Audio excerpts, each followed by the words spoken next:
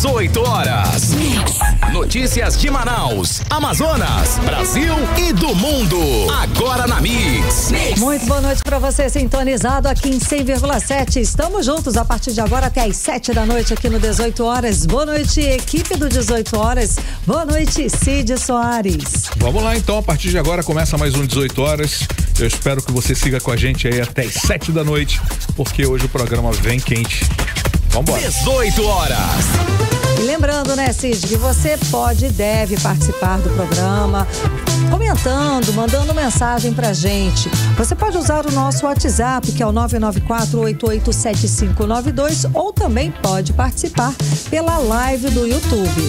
Sempre mandando aí a sua opinião, o que você pensa sobre os assuntos que são abordados aqui nas reportagens. Pode mandar um áudio, um vídeo, o que você quiser.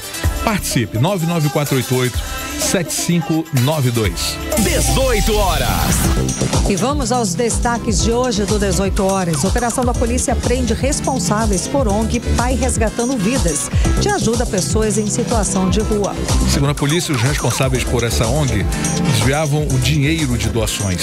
Termina amanhã, quarta-feira, o prazo para a regularização do título eleitoral. Pais de crianças autistas fazem protesto contra o governo do Amazonas por falta de remédios. 18 horas. Esses e outros destaques a partir de agora no programa 18 horas de hoje, terça-feira, dia 7 de maio de 2024. 18 horas.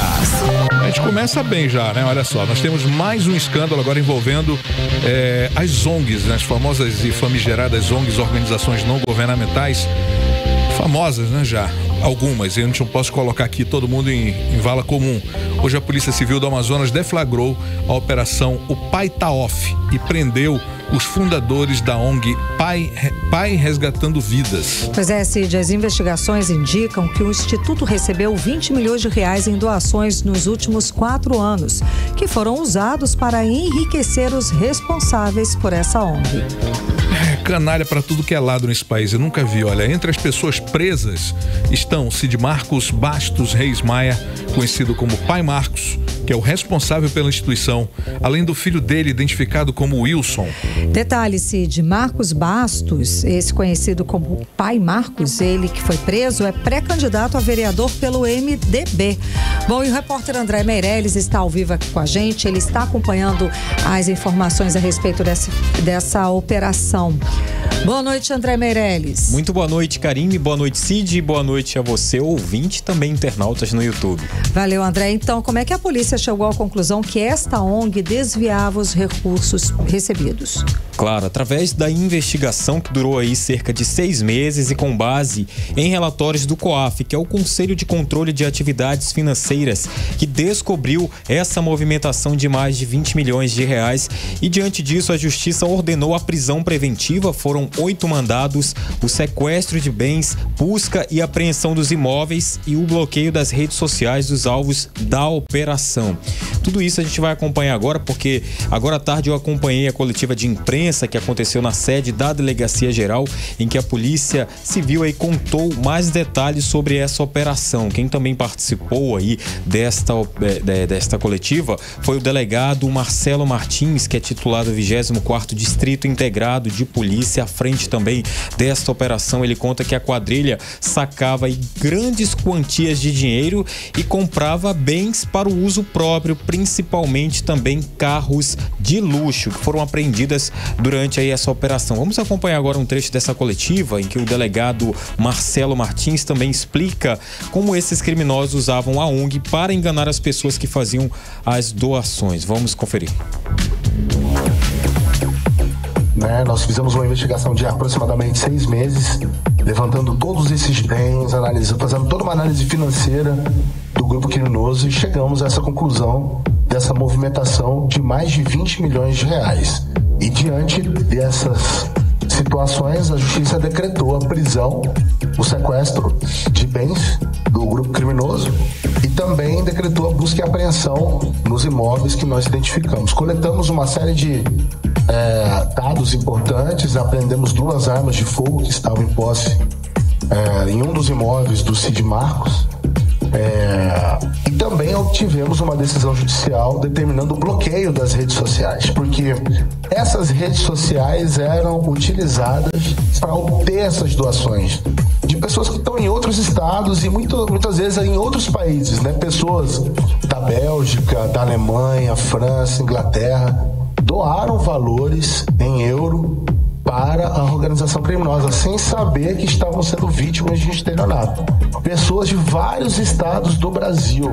Nós identificamos depósitos de pelo menos 15 estados brasileiros de pessoas que, vendo ali lives, né, apresentações ao vivo, acreditaram de que se trataria de uma ação social legítima, o que na verdade se tratava na verdade de um engodo, né, de um crime. 18 horas. Olha aí, Karime, Cid e ouvintes, a gente ouviu a fala do delegado Marcelo Martins, que é o titular do 24º Distrito Integrado de Polícia, 24º, que vai continuar agora dando detalhes pra gente, falando aí sobre o Cid Marcos Bastos Reis Maia, conhecido como Pai Marcos, o mesmo Marcos Bastos, que foi preso nesta terça-feira durante essa operação Pai Tá Off. E a polícia revelou que ele mantinha relações sexuais com as mulheres em situação de vulnerabilidade social, né? E elas aceitavam isso porque ele prometia kits de higiene, prometia comida e logo após elas manterem relações sexuais, né? Aquelas pessoas em situação de vulnerabilidade, moradoras de ruas. Essa informação foi confirmada por pessoas que prestavam serviços à ONG, inclusive por uma das mulheres que foi explorada sexualmente por Cid Marcos, né? O Pai Marcos. E de acordo com a polícia, essa ONG, né, que a gente está falando, que se chama Pai Resgatando Vidas, como o delegado já falou aí, né, que foi, inclusive, era um alcance tão grande que pessoas de outros países acabavam vendo e ajudando, se solidarizando com essa situação. Ele explorava a imagem dessas pessoas, moradoras, dessas pessoas em situação de rua e vulnerabilidade social, para persuadir, né, para dizer, olha como estão. Então explorava a imagem dessas pessoas e agora explorava também as mulheres, ou seja, o caso fica pior ainda, né, André? Isso mesmo, o delegado disse que a organização agora se tornou numa organização criminosa familiar, que contava aí com 2 locais para receber pessoas nessa situação de vulnerabilidade social. Um é localizado em Manaus e o outro no município de Iranduba, que é aqui mesmo no interior do Amazonas. E em Iranduba havia uma suíte onde Cid Marcos, ele mantinha as relações sexuais com as mulheres. Vamos colocar agora o delegado Marcelo Martins, que falou durante então esta coletiva de imprensa que aconteceu agora à tarde, que eu acompanhei, falando sobre os detalhes sobre o que o Pai Marcos fazia aí com essas mulheres. Foi um fato do Cid Marcos, né, conforme o depoimento que consta dos autos, ele mantinha relação sexual com as usuárias, as adictas que estavam ali sendo atendidas pelo projeto, em troca de kits de higiene, em troca de prato de comida. Então, isso é uma situação altamente degradante. E uma das pessoas que foi alvo disso daí prestou depoimento dizendo que ela manteve ali relação sexual com o Cid Marcos constantemente. Inclusive, na busca e apreensão em Manaus, nós encontramos uma 10 postais de camisinhas, né, no quarto dele. E ele tinha um quarto, uma suíte também em Iranduba, e lá também foi encontrado uma grande quantidade de camisinhas. Ou seja, ele já tinha todo o cenário preparado ali, né? Há relatos também de que ele dormia com crianças no quarto lá. Esse mais de uma pessoa prestou depoimento dizendo isso. 18 horas. Olha só, Karime, Cid e ouvintes, a gente ouviu aí o delegado Marcelo Martins, que é o titular do 24º DIP, falando sobre essa situação que, além ele usar essa ONG para arrecadar milhões de reais e viver uma vida de luxo, a operação foi muito além disso, né? A gente ouviu agora o delegado falando das mulheres que vivem em situação de rua e que ele mantinha relações sexuais com ela, e agora, né, a gente traz essa informação de que essas investigações elas continuam para saber se realmente ele, o Pai Marcos, também mantinha relações sexuais com crianças, com menores de idade, mas isso está ainda sendo investigado e a polícia ainda vai investigar para tentar confirmar essa situação, né? Essa ONG, conhecida em Manaus, por divulgar os vídeos de moradores e usuários de drogas que estavam atendendo ali. Eles faziam toda uma edição para mostrar a situação ali, cara. Explorava a imagem imagem, né, a situação de vulnerabilidade dessas pessoas para pedir doações.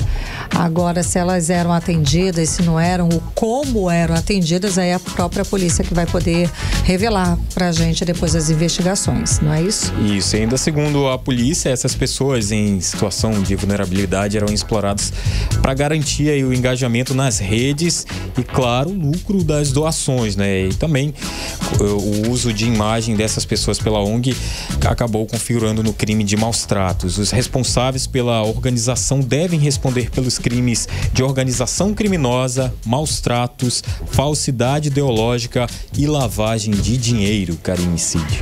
Isso é um povinho nojento. Não sei nem o que falar, né? Enfim. Fica pior ainda a cada É por isso passo. que a pobreza, ela precisa ser realmente erradicada, porque... É uma moeda de troca. É uma moeda de momento. troca.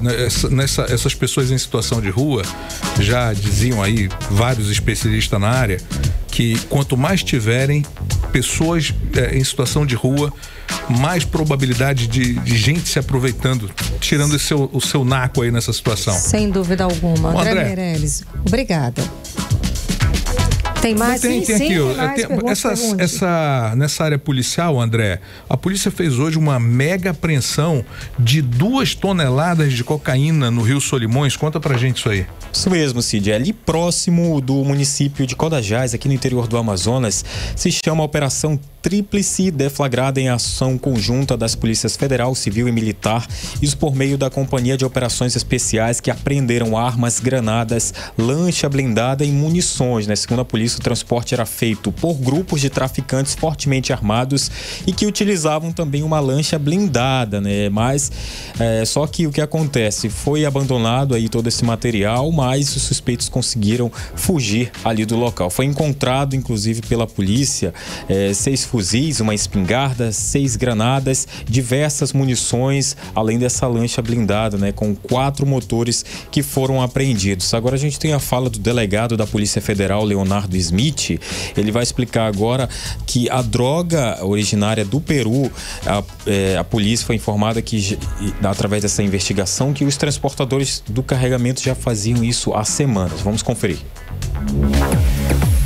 Então, com base em informações de inteligência e nessa interlocução com as polícias de outros países, soubemos que havia uma grande carga de droga que teria entrado no país e tentamos monitorá-la já no território amazônico. Não foi possível precisar se a mesma organização que fez a transposição de fronteira era a organização que estava já na cidade de Codajás, mas a operação foi exitosa, tendo em vista todo o material que foi arrecadado e uma operação histórica, tendo em vista a maior apreensão de cocaína do estado. 18 horas.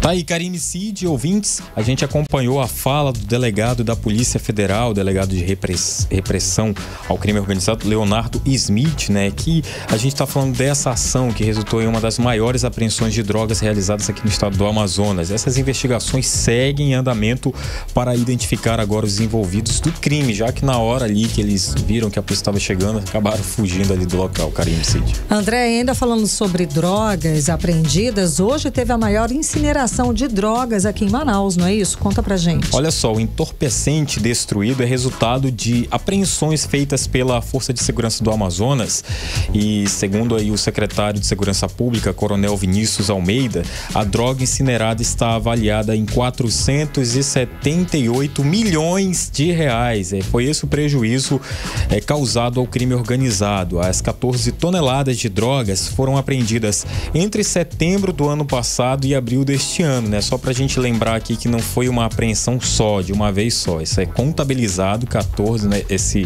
número de 14 toneladas de drogas que foram incineradas foram as que foram apreendidas de setembro do ano passado até abril deste ano, e agora que eles então incineraram aí as drogas. Segundo o delegado, isso aconteceu inclusive em uma única ação, né? Foram apreendidas as 3 toneladas de entorpecentes no interior do estado. E segundo o delegado Paulo Mavner, que conduz as investigações policiais no interior, o trabalho de inteligência, né, busca combater aí o tráfico de drogas na origem. Então as forças de segurança apostam no reforço das bases fluviais nos rios do Amazonas para combater o tráfico de drogas, e isso a gente acompanha aqui nesse momento porque vários investimentos, né, foram enviados aqui para o estado do Amazonas, governo federal mandando esses recursos justamente para que esse trabalho aconteça no estado do Amazonas. Até porque nas fronteiras aí é ação federal mesmo, não é? Tem que ter esse apoio logístico e financeiro do governo federal. Obrigada, André, pelas informações.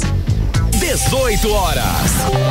6 horas e 15 minutos em Manaus. E olha, a crise na saúde do estado continua gerando mais problemas. Agora, mães e pais de crianças autistas vão para o protesto aí contra o governo do Amazonas por falta de remédios controlados e essenciais na central de medicamentos do Amazonas. A gente sabe que a central está desabastecida. Várias pessoas já denunciaram e a gente já mostrou aqui no 18 horas, certo, Cid? E a ideia aí desse protesto é chamar a atenção das autoridades para o problema constante da falta de medicamentos como Ritalina para as crianças autistas do estado. Vamos acompanhar mais detalhes a respeito do assunto agora com a Diné Araújo. As famílias das crianças com o transtorno do espectro autista querem um pouco de qualidade de vida. E isso só é possível se as crianças estiverem medicadas. O problema é que as medicações usadas para acalmar essas crianças, principalmente as que têm autismo mais severo, são muito caras. E as famílias dependem do governo do estado para adquirir essas medicações. Mas aí o problema aumenta porque o desabastecimento de remédios como a Risperidona, Ritalina e Aristab, por exemplo, é um problema antigo que desde 2019, início do primeiro mandato do atual governo, vira e mexe, se repete. É o que relata a presidente da AMUA, Associação Mães Unidas pelo Autismo, Núbia Brasil. Tivemos o desabastecimento em 2019, causou um caos. Nós estamos falando de crises de pessoas pessoas autistas, crises mesmo, né? Mães sem dormir, porque muitos dependem dessa medicação, o Risperidona, para dormir. Outros são agressivos. Então, em 2019, foi Amazonas todo. Falta dessa medicação, tanto na rede pública quanto na rede privada. Porque quanto falta na rede pública, as mães correm para as drogarias para comprar. Com a experiência do que já ocorreu antes, as mães fizeram manifestação hoje em frente à sede da SEMA, Central de Medicamentos do Amazonas, para evitar um novo desabastecimento total. De acordo com a presidente da AMUA, Núbia Brasil, a saúde mental no Amazonas está abandonada. Com a experiência do desabastecimento do passado e vendo isso acontecer novamente, nós estamos nos mobilizando para chamar a atenção da população, dos nossos governantes, para que eles respeitem a população da saúde mental que está abandonada. Nós não temos nem sequer um espaço para que essas pessoas entrem em crise, venham ser atendidos. Então nós não temos especialista para atender as pessoas autistas em surtos, enfim, né? Em uma crise nós não temos. Além das medicações, também estão em falta para crianças autistas na Central de Medicamentos do Estado, fraldas, alimentos especiais, insumos e sonda. Começou a circular um vídeo em que o governo diz que a Central de Medicamentos foi reabastecida, mas segundo o Núbia Brasil, as medicações não chegaram às crianças autistas. Se está abastecida, eles estão cometendo crime, porque é para estar nas policlínicas, é para estar sendo dispensado nas zonas mais próximas dessas mães, porque até para pegar essa medicação, essa mãe precisa estar andando com seu filho para poder ter direito à sua passagem gratuita, porque se ela andar sozinha, com a passagemzinha lá que ela tem direito, que o filho tem direito, o cartão é bloqueado. Então ela tem que sair rodando de zona em zona de ônibus com essa criança para atrás dessa medicação. Então, se tem nas SEMAS, por que não está nas policlínicas? Por que não está nos CAPs? O desabastecimento de medicamentos para crianças autistas no Amazonas já foi registrado no Ministério Público do Estado e agora as mães formalizam denúncia no Ministério Público Federal. Odinei Araújo para o 18 horas. Você está ouvindo 18 horas. E seguimos esperando também a resposta da Secretaria de Saúde do Estado, porque é impressionante como nenhum desses graves problemas no sistema de saúde do Estado preocupa ou sequer dá direito a uma satisfação do governador Wilson Lima. A degradação, o sucateamento do sistema só piora a cada dia e simplesmente nada é feito, sequer um pronunciamento, sequer uma satisfação. Está tudo sucateado e o governo faz de conta que nada está ruim, que está tudo maravilhoso. O que piora ainda mais a situação, não é, Cid? Fazer de conta que está tudo bem. A insensibilidade do governo que já se mostra há muito tempo, não tem empatia realmente com o sofrimento das pessoas, com o drama dessas mães e pais de crianças autistas que estão exigindo apenas um direito deles, que é o acesso a medicamentos controlados e essenciais para as crianças. Qualquer governante responsável humano iria mover montanhas aí para resolver esse problema de desabastecimento da central de medicamentos. Mas o nosso governador está ignorando, faz de conta que realmente está tudo certo. Pois é, mas o que esperar de um governo que se aproveitou da pandemia para superfaturar a compra de equipamentos numa loja de vinhos? Pois é, temos vários graves problemas em toda a saúde do estado. O governador não conseguiu nem manter o que tinha, na questão da saúde. No Hospital do Coração Francisca Mendes, por exemplo, não é mais referência. O Instituto de Medicina Tropical, conhecido internacionalmente, não tem nem papel higiênico e sobrevive pelo amor dos profissionais que trabalham lá.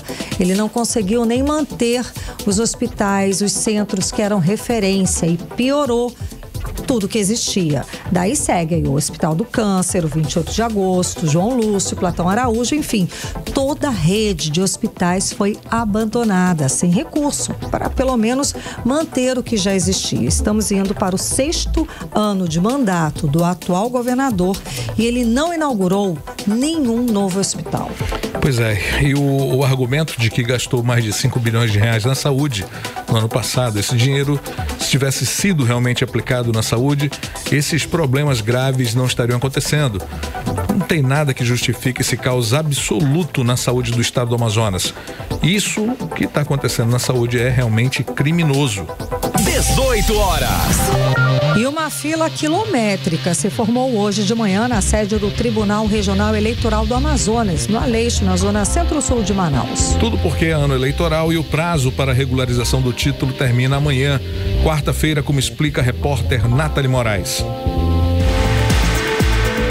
Brasileiro deixa tudo para a última hora. Prova disso é que a sede do Tribunal Regional Eleitoral aqui do Amazonas ficou lotada. Centenas de eleitores aguardavam hoje do lado de fora para regularizar as pendências com a Justiça Eleitoral do Amazonas. O prazo para a regularização do título de eleitor termina nesta quarta-feira, dia 8 de maio. E de acordo com o chefe do cartório da 2ª Zona Eleitoral, Rui Vanderlei, os postos do TRE em todo o Amazonas vão funcionar até às 6 da tarde. Importante registrar que só precisa pedir agendamento presencial quem não tem biometria coletada. Aquele eleitor que tem biometria, ele pode resolver toda a vida dele pela internet, na página do TRE Amazonas, opção autoatendimento, aonde ele consegue quitar multa, consegue fazer revisão, consegue fazer transferência, desde que siga as instruções que constam lá. Aqui no TRE ou no posto avançado do Vasco ou no SES, a gente está dando prioridade para aquele eleitor que não tem a biometria coletada. Em ano de eleição, o cadastro eleitoral fecha 150 dias antes de iniciar o pleito, previsto para outubro deste ano. O prazo é para que a Justiça Eleitoral possa organizar a votação com base em um número determinado de eleitores aptos a votar. A estudante Adriele Rocha conseguiu resolver a pendência com a Justiça Eleitoral e garantiu o direito de votar nas eleições municipais deste ano. Foi bem rápido? Foi bem rapidinho. Tava com medo de perder o prazo? Tava, até consegui remarcar, deu tudo certo. Você tava com medo de ficar sem votar? Sem votar, né? Porque é importante votar, né? Ficar sem votar e vai ficar com uma pendência. Bem melhor votar tá, né? Tá em dia. Maria Tereza é da cidade de Óbidos, no Pará. Mas como ela mora hoje em Manaus, ela foi até a sede do TRE no Amazonas para efetivar a transferência do domicílio eleitoral. Agora mesmo, vi um veículo próprio. Já tá agendado? Agendado já agendei. E qual que é o serviço que você vai procurar? É transferência de título. Tá vindo trazendo pra Manaus o título? É, trazendo pra cá pra Manaus. Votava onde? Lá em Óbidos, Pará. Aí tá vindo votar a primeira vez em Manaus. Pra Manaus, isso. Para tentar contemplar todos os eleitores pendentes aqui no Amazonas, o TRE vai atender cerca de 3 mil eleitores nessas últimas horas na central de atendimento do eleitor. Além da sede do TRE no bairro do Aleixo, na zona centro-sul de Manaus, o eleitor pode resolver as pendências com a Justiça Eleitoral no SESI Clube do Trabalhador, no Coroado, e também no Centro de Convenções Vasco Vasques, em Flores. Nathalie Moraes para o 18 horas. Você está ouvindo 18 horas. Agora em Manaus, 6 horas e 25 minutos, vamos falar sobre os bastidores da política local com Cíntia Blink, que já está aqui com a gente. Boa noite, Cíntia. Boa noite, Karime, boa noite, Cid. Boa noite. Todo mundo que está com a gente na 100.7. Diga. Boa noite. Então, a gente abriu o programa falando sobre a operação da Polícia Federal que prendeu o Cid Marcos Bastos Reis Maia, conhecido como Pai Marcos, que é suplente de vereador. Conta mais pra gente o que isso interfere na situação toda. Na verdade... Não, ele não é... Ele é suplente ou ele é... É porque existe o pai amado e a gente acabou confundindo. Mas ele também tem relação com a política. Entendi. Porque existiu o primeiro mandato ali da vereadora Thaís Alipe, que ela tá, aliás, no primeiro mandato dela. E aí a gente tem o Instituto, né, Pai Resgatando Vidas. E o primeiro projeto dessa vereadora, que é filha de um deputado que também já foi vereador, que é o Felipe Souza, foi justamente para tornar de utilidade pública este instituto. E o que significa, né, tornar de utilidade pública? Significa que esse instituto passa a ter acesso a benefícios como isenção de tributos, pode ir atrás de convênio com a administração pública, ou seja, receber dinheiro diretamente da administração pública, ter acesso a benefícios como não pagar algum tipo de tributo por causa justamente do reconhecimento como um instituto que está fazendo um trabalho que importa. E aí eu fui perguntar, né, da assessoria da vereadora, como é que a senhora viu essa situação? Esse projeto é de 2021. E ela falou que viu com surpresa, que ela não sabia que havia essa situação e que agora ela está estudando com a assessoria jurídica o que ela pode fazer, porque é um projeto de lei normal, então passou pela Câmara, a Câmara aprovou, virou lei. Agora, é possível desfazer essa lei? Se for, como que faz? Então, há um interesse da vereadora em fazer isso, ela identificou, né, que foi a mesma instituição que ela fez o projeto visando aí a utilidade pública, mas ela disse para mim, né, de acordo com a assessoria, que ela ficou surpresa e que não sabia de nada disso e agora está tentando rever toda a situação. Porque aí poderia tirar todas essas facilidades desta ONG que a Polícia Federal, né, já enfim, descobriu todas essas irregularidades. Ela não tem um requisito que é ser correta, né, enfim, mas agora já é uma lei, como é que faz para retroceder? Isso. Então, nesse momento, o estudo... Ela está estudando. É esse, e a gente vai acompanhar de perto para ver se de fato isso vai rolar. Ah, entendi. Karime, Cid. Bom, hoje o prefeito Davi Almeida, Blink, não gostou de ser cobrado por um professor e jogou a responsabilidade para o governador Wilson Lima, ex-aliado dele. Que história foi essa? Como é que foi? Virou confusão? Virou o assunto do dia, né? Nossa. Acho que depois da história aí do Pai Resgatando Vidas, o Pai Taof, que é o nome da operação, foi o assunto no mundo político, porque o prefeito fez a inauguração de uma feira e aí tinha uma pessoa com uma placa, o prefeito identificou e fez a leitura no microfone, fez para todo mundo ver, e a placa dizia um trecho dela assim: quem não respeita a educação não merece reeleição. Ao que o prefeito Davi Almeida botou a culpa no Wilson Lima. Ele falou assim: fica tranquilo, essa placa não é para mim. Quem esquece os professores não é a prefeitura, é o governo.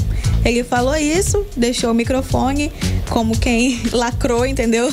E aí foi embora, mas houve sim esse momento, deixando claro pra gente que o Wilson Lima e Davi Almeida não estão no seu melhor momento, E, ao mesmo tempo, a gente desconfia um pouco dessa desunião totalmente, porque Davi Almeida está conseguindo ter bons resultados na Câmara Municipal de Manaus. Câmara Municipal de Manaus é essa em que os vereadores têm uma divisão onde a maioria hoje, ou uma parte muito equilibrada, né, tá uns 20-20, digamos assim, é base do prefeito, mas também é aliada ali do grupo político de Wilson Lima. Então, se essa relação tivesse tão desgastada quanto parece, é possível que Davi Almeida não tivesse tanto sucesso naquilo que ele busca dentro da Câmara. Ele conseguiu o empréstimo, ele conseguiu se livrar da CPI, então, querendo ou não, ele está tendo sucesso dentro da Câmara, apesar dessa oposição que se diz tão grande assim.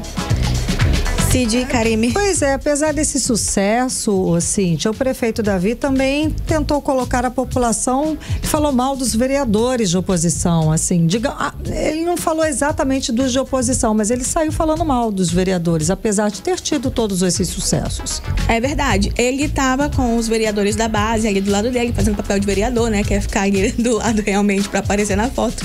E os vereadores da base estavam com ele, aqueles vereadores, sabe, que estão sempre ali, que não importa qual é o projeto, qual é o requerimento, seja lá o que for, eles vão votar a favor de Davi Almeida. Esse grupo, Davi Almeida estava defendendo, mas quem votou contra o empréstimo, aí Davi Almeida voltou a falar aquela frase de que quem votou contra autorizar o empréstimo é porque está prejudicando a cidade de Manaus, não está permitindo incentivos no asfalto, no esporte, não sei o quê, enfim, em tudo que ele listou lá na hora. Eu te confesso que não entendi esse movimento, sendo que ele está tendo um bom resultado na Câmara. Mas, de qualquer maneira, ele fez questão de apontar essa crítica para os vereadores e falou, né, para que as pessoas tenham cuidado na hora de votar. E veio uma resposta, tá?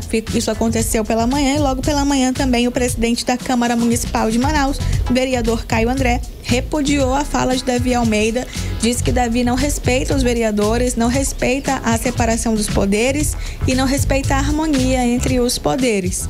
E por hora ficou assim. Outros vereadores também falaram sobre essa situação, mas foi um chumbo trocado ali. Davi falou, não pode votar nos vereadores, eles estão prejudicando os vereadores de oposição.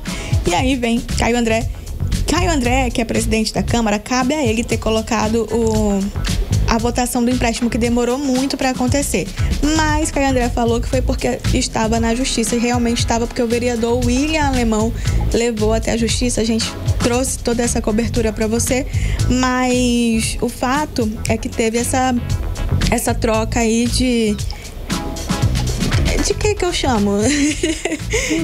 De delicadezas, digamos, entre eles, né? Pronto. Davi, né, mostra que o tom dele vai ser esse. Davi Almeida já é pré-candidato, tá? Esqueci de falar. Ele virou, né, recentemente lá em Salvador. Foi, você falou, acho que ontem. Falei ontem, né? Ele virou... Finalmente pode ser chamado de pré-candidato. Ele é pré-candidato. Então, ele, como pré-candidato, está tendo esse tom de apontar aí para quem faz oposição. Tanto o vereador quanto o Wilson Lima, entregando aí a culpa para quem é governador também, quando ele é cobrado. É o tom que temos. Temos aí um prefeito e pré-candidato, e ele está na briga aí pela prefeitura, adotando essa estratégia. Karime, Cid. Só para encerrar Diga lá. Eu preciso falar isso. É porque eu imaginava que o Davi Almeida, quando fosse anunciar que ele era pré-candidato, ia ter um boom, sabe, nessa história. Não esperei que viesse uma notícia de Salvador, que agora ele é e tal. Também foi Pensei algo assim, mas enfim. Talvez, lá longe, nada né? impede o Cid de ter dele alguma coisa por aqui, né? Ainda pode, né? Olha, se ele for pegar carona no que fez Alberto Neto fez algumas, né? Algumas lançamentos de pré-candidatura. Ele fez aqui no partido, ele fez com Bolsonaro aqui. Então, cabe, ele pode né? fazer várias cerimônias que quiser. Tá. Blake, agora vamos falar aqui da Justiça Eleitoral. Veio um advogado aqui, eu não lembro o nome dele agora, gente boníssima. Que a gente entrevistou, maravilhoso. Ele falou que a Justiça Eleitoral é célere. Eu falei... A gente ficou com essa dúvida, eu fiquei né? com Fued Neto. O Fued Neto, isso. Ele. Presidente da Comissão de Direito Eleitoral. Gente, o direito eleitoral, nem em época de eleição, ele é realmente muito rápido, porque ele tem que ser, porque tem que cumprir prazo. Imagina que alguém falou mal de você e você é candidato. Você precisa dessa resposta feita com rapidez, porque senão não faz mais sentido ali deve ser nesse caso, só que a gente lembrou do caso dos candidatos que são eleitos, são empossados, estão lá cumprindo o mandato de vivendo prefeito, uma boa vida. E faltando meses para terminar o mandato dele é que o TRE julga e acusa, ele sai, é preciso ter novas eleições e olha o dinheirama, e o cara que não deveria ter ocupado o cargo, ocupou, assumiu. Não tem celeridade nesse caso. Eu vou falar de um aqui agora. É porque o caso de celeridade que... É só no caso da resposta eleitoral. Era campanha antecipada. Aí, nesse caso, realmente, o TRE trabalhou um bocado. Então, agora eu tenho que trabalhar minha cabeça para entender essas coisas. Mas, enfim, a Justiça Eleitoral reprovou as contas de Alfredo Nascimento. Aí, vamos lá. Olha aí. Eleições de 2022. Ele terá que devolver R$125 mil aos cofres públicos. Mas, enfim. E ainda cabe recurso, viu? Olha aí, vai demorar mais ainda. Esquece, e aí, gente? Então, segundo o Ministério Público Eleitoral, Alfredo Nascimento, ele tem aí que devolver esse dinheiro porque ele cometeu... Ele até entregou tudo dentro da época certa, só que ele cometeu, de acordo com o Ministério Público Federal, improbidades e irregularidades, que se dá aí o resultado pela desaprovação das contas. Na verdade, teve juiz votando contra e votando a favor. Coube ao presidente da mesa a votação e ele foi a favor de pedir o dinheiro, realmente reprovar. Então, a penalidade é esses 125 mil. Mas, de qualquer maneira, como a gente falou, ainda cabe ao Alfredo Nascimento recorrer e ele disse que vai. Alfredo Nascimento, que hoje está no PL, isso é referente à época que ele foi candidato a deputado federal. Inclusive, se Alberto Neto sai, é Alfredo Nascimento que entra. Se Alberto Neto vira prefeito, é Alfredo Nascimento quem vira deputado federal no lugar dele ali, ele é suplente. Então, foi o que rolou. E cabe recurso, pode durar mais, viu, Cid? Olha aí, enfim, né, Cid? Um abraço pro Fued, tá? Vou deixar claro aqui que foi muito legal a entrevista dele. Exato, obrigada, Cíntia, pelas informações. Volto amanhã com mais informação pra você. Até lá. 18 horas. Agora 6h36 e daqui a pouquinho, no 18 horas, o DPVAT está de volta. Olha, todo mundo feliz da vida, né? O brasileiro vai ter que pagar novamente o seguro obrigatório. É o nosso assunto em instantes. 18 horas. Muito bem, agora vamos conferir a previsão do tempo e temperatura para amanhã, quarta-feira, aqui em Manaus, com Karime Leão. Previsão do tempo. Segundo informações do Clima Tempo, para amanhã a previsão é de sol e aumento de nuvens de manhã com pancadas de chuva à tarde e à noite. A mínima prevista é de 25 graus, a máxima não deve passar dos 30 graus. As chances de chuva são de 44%. A umidade relativa do ar fica entre 72% e 96%. 18 horas. E o Rio Negro subiu mais 3 centímetros de ontem para hoje, elevando o nível das águas no Porto de Manaus para 25 metros e 61 centímetros acima do nível do mar. 18 horas. E já são mais de 90 o número de mortes na tragédia climática no Rio Grande do Sul. Ao todo, 1.300.000 pessoas foram afetadas pelas fortes chuvas que transbordaram rios e represas no maior desastre natural do estado. Pois é, o número de mortos pode aumentar ainda mais nos próximos dias para um total aí de 132, né? Um total de 132 desaparecidos, além de 361 feridos. Também há 4 mortes em investigação. Bom, e de acordo com a Defesa Civil, há 48.147 desabrigados em alojamentos cedidos pelo Poder Público e 155.741 desalojados. Do total de 497 municípios do estado gaúcho, 388 foram afetados pelas chuvas. E várias campanhas, né, de doações estão mobilizando o país, arrecadando itens como alimentos, roupas, dinheiro, itens de higiene pessoal, fraldas para criança. Aqui o governador Wilson Lima anunciou que o estado vai enviar um carregamento de água potável. Exatamente, Cid. O estado vai enviar também uma equipe com 15 profissionais do Corpo de Bombeiros para a ajuda. E a repórter Nathalie Moraes tem mais informações a respeito desta ação. Boa noite, Nathalie. Então, quando esse carregamento e esses profissionais chegam lá no Rio Grande do Sul? Boa noite, Karine. Boa noite, Cid. Boa noite, ouvintes do programa 18 horas. É uma situação lamentável, né? E sem precedentes toda essa crise climática que afeta, né, o estado do Rio Grande do Sul e principalmente, né, a capital Porto Alegre.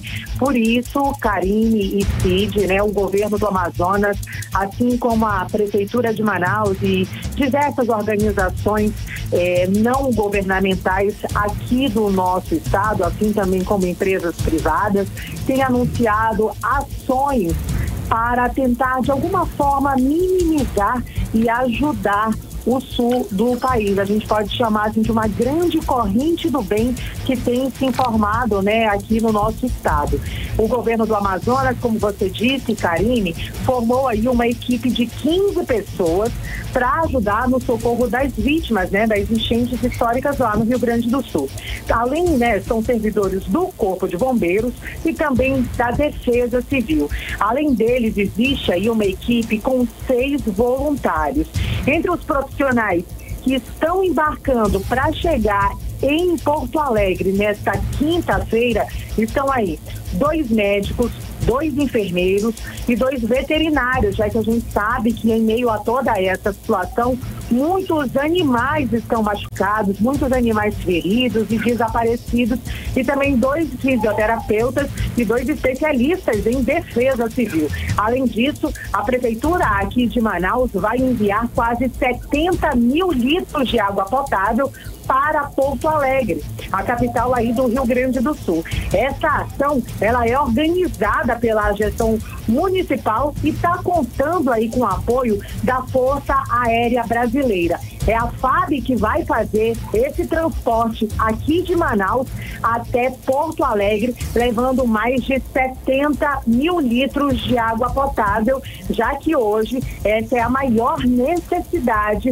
para a capital gaúcha em meio aí a essas enchentes. E a primeira ajuda será enviada ainda nesta quinta-feira. A gente vai ouvir aí agora a fala do prefeito de Manaus, Davi Almeida, que ele anunciou, né, esse envio na manhã de hoje aqui na nossa capital. Vamos conferir. Agradeci porque quando, por ocasião da pandemia da Covid-19, muitos prefeitos se solidarizaram com Manaus. Depois nós passamos por uma enchente, eu explicava isso para ele. Ano passado nós tivemos a estiagem e o povo brasileiro foi solidário com Manaus. Hoje é o momento de Manaus mostrar sua solidariedade para com os nossos irmãos do Sul. Eu liguei para o prefeito Sebastião Melo e perguntei para ele: Sabá, eu preciso te ajudar, preciso retribuir as ajudas que o Brasil deu para Manaus. Qual a tua necessidade? E ele explicou que a necessidade hoje na cidade de Porto Alegre é água potável. Estão com dificuldades, os reservatórios deles foram inundados, contaminada a água. Então, nós fizemos aqui uma operação com a nossa Defesa Civil, com a concessionária de águas da cidade de Manaus, e essa parceria nos deu a oportunidade de conseguir 70 mil litros de água potável, água que foi aferida, que foi testada e comprovada a sua eficácia. Então nós estamos colocando galões de 20 litros, garrafões de 2 litros e copos de 300 ml, para que nós possamos dar essa condição para eles. Os lugares mais distantes, o galão de 2 litros resolve o problema, ajuda a resolver. As famílias mais próximas, nós temos ali as garrafas de 2 litros, e também para aquela operação dos brigadistas para fazer o resgate, a água fica mais fácil de você distribuir naqueles copinhos. 18 horas. A gente acompanhou a fala do prefeito Davi Almeida sobre a ajuda que Manaus está enviando para o Rio Grande do Sul, não é, Nathalie? Exatamente, Karine. Além disso, né, o Poder Público Municipal, a partir desta quinta-feira, passa a receber na sede da Casa Militar, aqui localizada no bairro da Compensa, na zona oeste de Manaus, doações de água potável. E toda a doação, né, levada pela população manauara deve ser encaminhada pelos aviões da FAB para o Rio Grande do Sul, principalmente para os municípios e para aquelas áreas mais afastadas que mais necessitam de água potável nesse momento. Além aí, né, Karine, a gente falou da ajuda enviada do governo do Amazonas, da Prefeitura de Manaus, várias empresas privadas têm ajudado, e uma delas, né, a companhia aérea Azul Linhas Aéreas, que segue arrecadando alimentos, materiais de higiene, roupa adulto e infantil e também colchões para as vítimas desse desastre natural. A gente conversou com o gerente da companhia aérea, com o Mauro Gomes, e ele falou aí da importância dessa ação humanitária em prol aí dessas vítimas da enchente lá no Rio Grande do Sul. Lembrando, Karine e Cid, né, que o aeroporto Salgado Filho, o aeroporto internacional de Porto Alegre, segue interditado, né, porque foram registradas alagações na pista de pouso e decolagem, e a previsão é que o aeroporto seja liberado nas primeiras horas desta quinta-feira. E assim que o aeroporto for liberado, as doações saem aqui da nossa capital, Manaus, para serem entregues ao poder público em Porto Alegre, como afirma aí o Mauro Gomes, ele que é gerente da companhia aérea Azul Linhas Aéreas. Vamos conferir. Então nós estamos aqui, arregaçando aqui a manga da camisa e trabalhando para isso, para que a gente possa ajudar com doações de cesta básica, colchões, água, entregando a Defesa Civil. Já a primeira entrega agora, parte dessa primeira entrega vai ser feita agora na próxima quinta-feira à Defesa Civil, ao governo do estado, para que a gente possa amenizar o sofrimento dos nossos irmãos. 18 horas. A gente ouviu então agora a fala do gerente da companhia aérea Azul, Mauro Gomes, a respeito também da ação de doação, né, de arrecadação de produtos e doação para ajudar as pessoas na tragédia do Rio Grande do Sul, certo, Nathalie? Certo, Karine. Então, o principal ponto de coleta aqui no Amazonas segue sendo o guichê da Azul Linhas Aéreas, no Aeroporto Internacional Eduardo Gomes, localizado no bairro do Tarumã, na zona oeste de Manaus. E além aí da Azul Linhas Aéreas, vários órgãos públicos estão recebendo doações, como o Ministério Público, ONGs como a Parceiros Brilhantes, Projeto Verônica, várias entidades estão arrecadando donativos para serem enviados para o sul do Brasil. É isso, Karine e Cid, é o povo amazonense, é o povo manauara, né, se unindo aí, formando essa corrente do bem. É isso, boa noite. Boa noite, obrigada pelas informações, retribuindo, né, o que a gente já recebeu, o carinho, a ajuda do país inteiro, lembrando do colapso do oxigênio na segunda onda da pandemia em 2021, também na seca que tivemos aqui, nós estamos retribuindo apenas a ajuda. O povo brasileiro é muito solidário. Agora, atualizando os números da tragédia lá no Rio Grande do Sul, são 95 mortos, 131 desaparecidos e 207 mil fora de casa. Nathalie Moraes, obrigada pelas informações. 18 horas. Agora 6 horas e 47 minutos em Manaus. Olha, a imprensa teve papel decisivo aí no esclarecimento dos assassinatos de Bruno Pereira e Dom Phillips aqui no Amazonas em 2022, na avaliação do Procurador da República, Ricardo Pael. Exato, e a declaração marcou as comemorações do Dia Mundial de Liberdade de Imprensa no último dia 3 de maio, lá no Chile. Vamos acompanhar mais detalhes agora com a Giné Araújo. Os assassinatos do jornalista britânico Dom Phillips e do indigenista Bruno Pereira em junho de 2022, na região do Vale do Javari, no Amazonas, esteve em pauta nos debates relativos ao Dia Mundial de Liberdade de Imprensa em Santiago, no Chile, na sexta-feira passada, dia 3. Na ocasião, o procurador da República, Ricardo Pael, disse que a imprensa teve papel decisivo nos momentos principais da investigação dos assassinatos dos dois. O evento foi promovido pela Unesco, a Organização das Nações Unidas para a Educação, Ciência e Cultura. De acordo com o procurador da República, Ricardo Pael, o papel decisivo da imprensa na elucidação do caso foi na própria pessoa de uma das vítimas. No caso, o jornalista Dom Phillips, assassinado por fazer seu trabalho de informar a sociedade sobre as infrações ambientais e as violências cometidas contra os povos indígenas que habitam no Vale do Javari, Guarapari. Dom apurava informações para um futuro livro sobre soluções econômicas sustentáveis para a Amazônia e vinha denunciando atividades criminosas na região. O procurador, inclusive, destacou imagens da rede de TV Al Jazeera pouco antes dos assassinatos, que registraram grupos armados na região, o que facilitou a identificação dos executores. Depois do crime, reportagem da jornalista brasileira Sônia Bride abordou a realidade local, o envolvimento de algumas pessoas com as atividades da organização criminosa responsável pelos assassinatos, além das dificuldades da investigação e a participação dos povos originários nas buscas. Para o presidente do Sindicato dos Jornalistas no Amazonas, Wilson Reis, esse caso é apenas um que registra o papel essencial da imprensa na divulgação de fatos relevantes da sociedade. A imprensa teve um papel importantíssimo nesse sentido, de denunciar o fato de não passar o crime como se fosse um crime qualquer, mostrando a importância do trabalho dos profissionais, inclusive nessas áreas de risco, que a gente poderia colocar que são as áreas de fronteiras, bem como a imprensa internacional em outros casos, como a própria morte de mais de 100 jornalistas, por exemplo, em relação à cobertura do conflito entre Israel e Palestina, onde o exército israelense já matou mais de 100 jornalistas. Odinei Araújo para o 18 horas. Você está ouvindo 18 horas. Agora em Manaus, 6 horas e 50 minutos. Vamos chamar o nosso correspondente em Brasília, o jornalista Carlos Eduardo Matos. Cadu, boa noite, Cadu. Então, o DPVAT está de volta, não teve jeito mesmo, né? Vamos ter que voltar a pagar esse seguro obrigatório. Conta mais pra gente, Cadu. Tudo indica que sim, Karine. Boa noite para você, minha querida. Boa noite, Cito Soares. Boa noite. Ouvintes do programa 8 horas.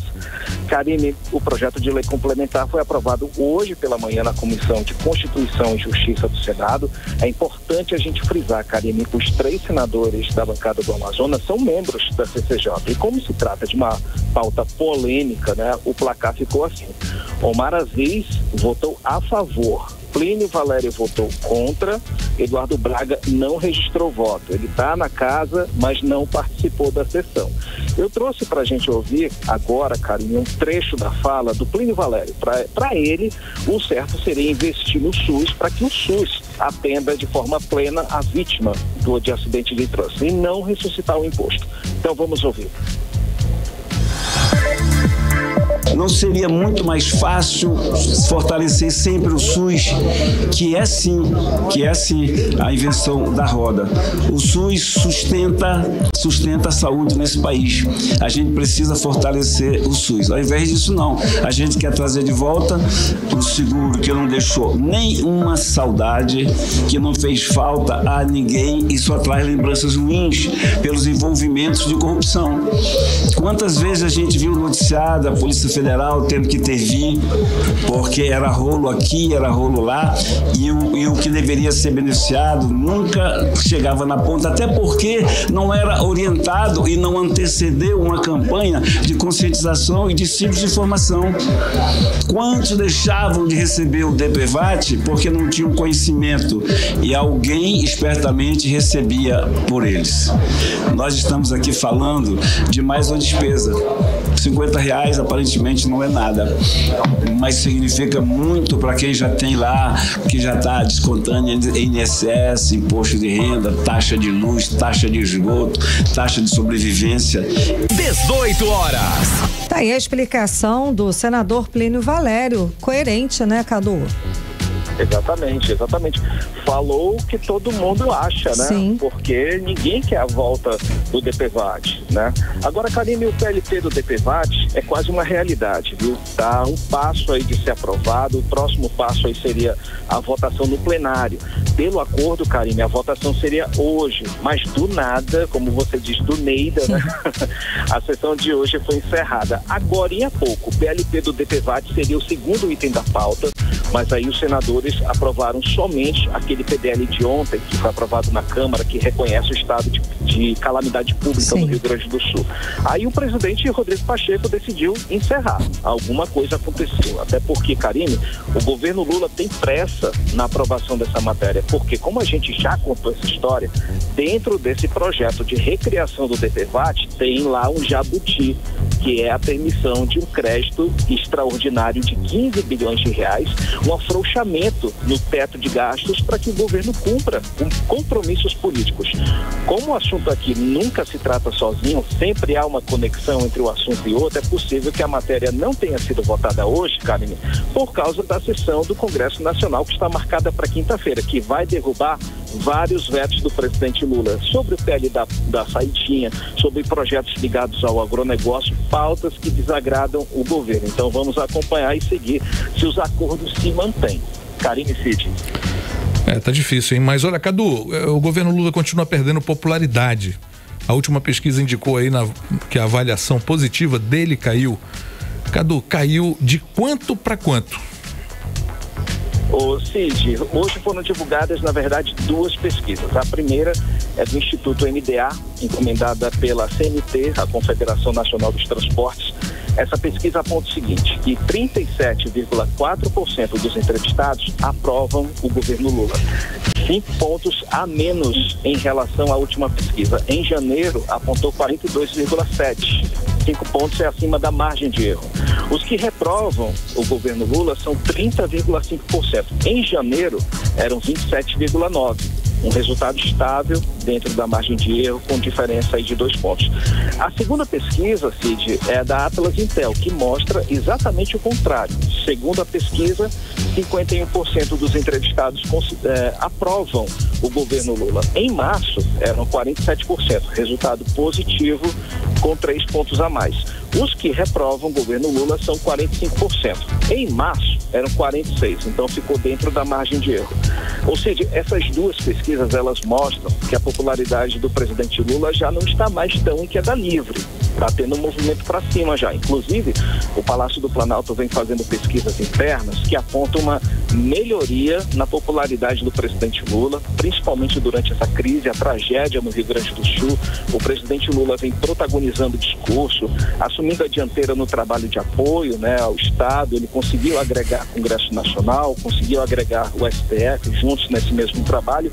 Ele tem se saído melhor que o governador do Rio Grande do Sul, Eduardo Leite. Então é possível, vamos aguardar aí, porque pode haver um resultado melhor nas próximas pesquisas, porque está havendo uma reação do presidente. Enfim, né? É o trabalho dele protagonizar e liderar o país, né? Tá certo, Cadu. Sem dúvida. Obrigada, Cadu, pelas informações. Boa noite, até amanhã. Valeu, gente. Um abraço. Tchau, tchau. 18 horas. Esporte. E é com ele, Cid Soares, que sabe tudo sobre esporte. Cid, conta pra gente a situação. O Manaus levou de 3 da Ponte Preta e entrou na zona de rebaixamento. Poxa vida. Bom, essa é a pior parte das notícias, né? E foi o pior de tudo, porque teve até jogador preso. Conta isso pra gente. Bom, o Amazonas segue sem vencer na Série B do Brasileiro. O time foi derrotado realmente por 3-0 para a Ponte Preta. No Moisés Lucarelli, lá em Campinas, pela 3ª rodada da competição. E após a partida, o técnico Adilson Batista reconheceu o baixo rendimento da equipe e destacou que foi a pior partida da Onça sob o comando dele. Eita. Com essa derrota aí para o time paulista, o Amazonas amargou, né, seu segundo revés no Brasileiro e entrou na zona de rebaixamento, que é triste, com apenas 1 ponto somado em 9 disputados. O time aurinegro volta a campo no sábado, às 4 da tarde, na Arena da Amazônia, e recebe ninguém menos para piorar a situação que o líder Santos, que está com 100% de aproveitamento na competição. E para completar, o atacante do Amazonas foi preso, né, você bem falou, por não pagar pensão, mas já recebeu o alvará de soltura e volta para Manaus hoje à noite. Amanhã ele se reapresenta para dar início aí à preparação para a partida contra o Santos já no sábado. Com uma delegação aí de 60 atletas que disputarão 8 modalidades, a Universidade Newton Lins inicia essa semana a disputa da etapa estadual dos Jogos Universitários Brasileiros, os JUBs, promovidos aí pela Federação Amazonense Universitária de Desporto, que assegura aos vencedores a participação no torneio nacional que acontece em Brasília no mês de outubro. Bom, Borussia, né? Dortmund. O alemão aí venceu o PSG por 1-0 nessa terça-feira no Parc des Princes, Paris, pelo jogo de volta da semifinal da Liga dos Campeões. A outra vaga será decidida amanhã pelo Real Madrid Bayern de Munique. As duas equipes se enfrentarão no Santiago Bernabéu após empate por 2-2 na ida da semifinal. E hoje tem Atlético Mineiro pela Conmebol Libertadores encarando o Rosário Central no estádio Gigante de Arroito, lá na Argentina. E vale vaga nas oitavas de final. Flamengo e Palestino se enfrentam logo mais às 8 da noite. Arrascaeta e Pulgar são desfalques certos lá do lado rubro-negro. E em compensação, Tite vai ter de volta Everton Cebolinha, que estava ausente nas últimas 5 partidas por lesão. Luiz Araújo e Bruno Henrique disputam posição e Fabrício Bruno é o outro nome que retorna ao time. É o que tínhamos para hoje. 18 horas. Muito bem, agora faltando um minutinho para as 7, vamos direto para o nosso editorial 18 horas com Karime Leão. Editorial 18 horas. É grande a expectativa dos servidores públicos do Amazonas sobre o anúncio da antecipação da primeira parcela do 13º salário. Muitos estão contando com o dinheiro para pagar contas e até comprar presente do Dia das Mães. Hoje já é dia 7 de maio e o governo do estado ainda não anunciou se haverá a antecipação. Em anos anteriores, o anúncio foi feito bem antes do início de maio. O governo do estado ainda tem até esta sexta-feira para anunciar oficialmente a antecipação da parcela do 13º salário. Mas não custaria nada dar uma prévia do que pretende fazer para mostrar que vai manter a tradição dos anos anteriores e tranquilizar os que aguardam dinheiro para, muitas vezes, resolver problemas básicos e equilibrar as contas no meio do ano. 18 horas. 7 em ponto, ficamos por aqui, é claro, agradecendo a sua companhia. Muito obrigado, um beijo, até amanhã. Boa noite, Cid Soares. Boa noite, até amanhã. Você ouviu 18 horas. As notícias do Brasil e do mundo. De volta amanhã.